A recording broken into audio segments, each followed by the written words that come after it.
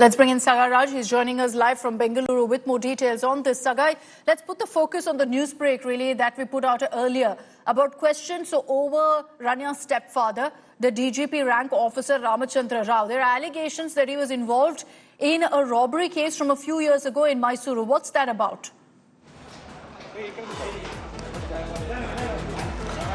No, that is all subject to investigation. The police are investigating further on that particular case. In many of the cases, there is also a B report which has been filed against him.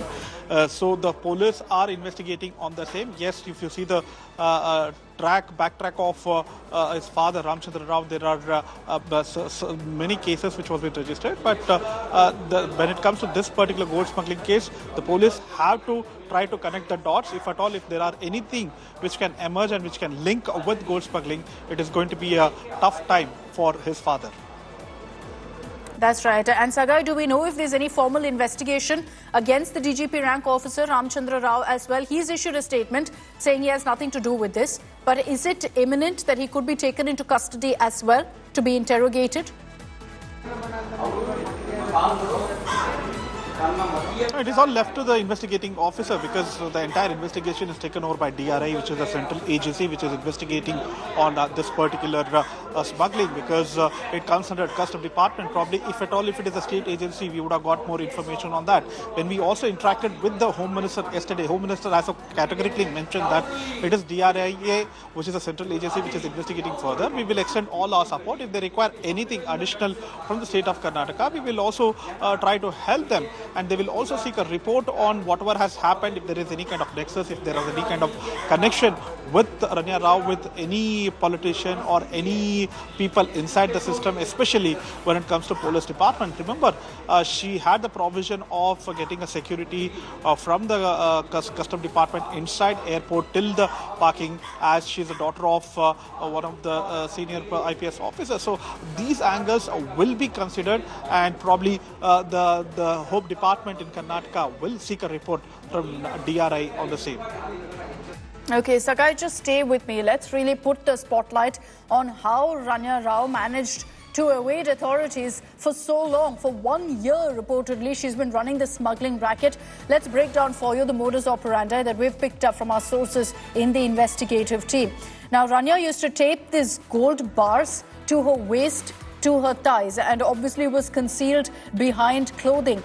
In fact, she'd also wear modified jackets which had pockets so she could actually fit these gold bars in. She had wrist belts that also would be used to smuggle gold. Again, all of these had pockets in it. A waistband is actually what we're talking about.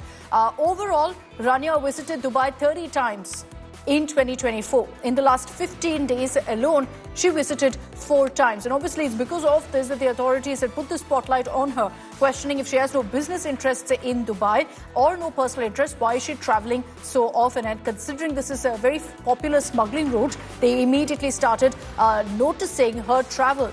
Now, she smuggled several kilos of gold during each Dubai visit. And reportedly, Ranya got paid about 1 lakh per kilo of smuggled gold. So in each trip, she earned about 12 to 13 lakhs per trip for smuggling. Authorities, when they raided her residence, managed to recover a whole lot of these assets and reportedly have made seizures up to 17 crores. So let's now tell you how exactly Ranya Rao was arrested. She traveled to Dubai 4 times in 15 days. She had actually traveled with her husband. So there are questions about how much he knew, whether he was a part of the smuggling racket. Her husband is an architect. She had concealed these gold bars in her clothing. And essentially, all of the gold bars that she brought, imagine this, 10 to 15 kilos of gold, all worn on her. She would wear all of the gold and then walk out of the airport. She'd wear the same jacket every single time because she'd hide the gold bars within this jacket, used her influence to bypass security, would name drop, would mention that she is the daughter of a DGP rank officer. So she'd literally have an escort to take her out of the airport. And so obviously there's no question of customs interrupting or intervening to check her. So that's how she evaded strict checks by officials at the airport. And so local police would provide her an escort, considering she's the daughter of a DGP rank officer.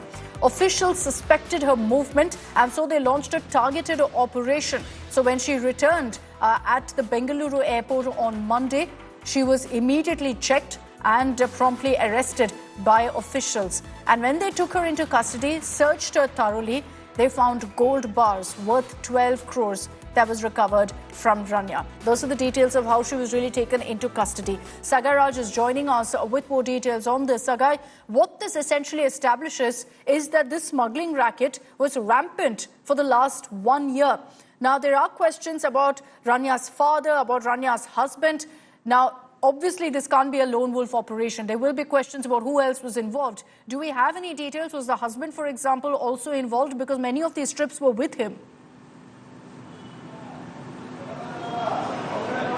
DRI is investigating all possible angles. They are not ignoring any such angle, whether it is her father, her husband, or any other person who was involved in this particular gold smuggling.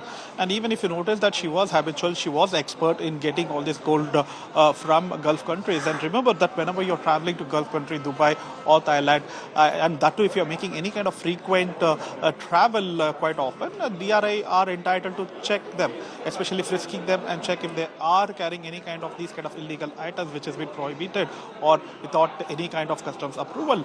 And she had traveled to Gulf countries for close to 4 times, and she doesn't have any kind of business there. She doesn't have any relatives or a family member. That's when it was quite suspicious for DRI to understand what she was trying to do. And they have also noticed that she had traveled in the same jacket. It was a modified jacket. It was specially customized jacket that she was wearing, where she could keep the gold bars in there, and she had also had a wrist belt where she could keep all those gold bars for whatever she was getting from Dubai. And what we also get to learn is she also kept her innerwear. She tied on ties and everything. So she was well aware that where the checking happens, how she can get away, and she also used a provision that she can get that of escort who can escort her from the airport and to the frisking. That's when she realized that okay, this might be very easy, and that's why she got involved in this. And the only mistake that she has done is frequent traveling. That is how she got caught to the DRA, that she has traveled frequently, and they also got a tip off that she was getting gold from Dubai. Especially because in Dubai, this kind of smuggling activity happens very often, is rampant. So custom officials always watch out for those who make these kind of repeated trips for no reason. She didn't have any business interest, no personal reasons to be visiting Dubai so often, which is why the spotlight was thrust upon her. Sagai, thanks very much for those details.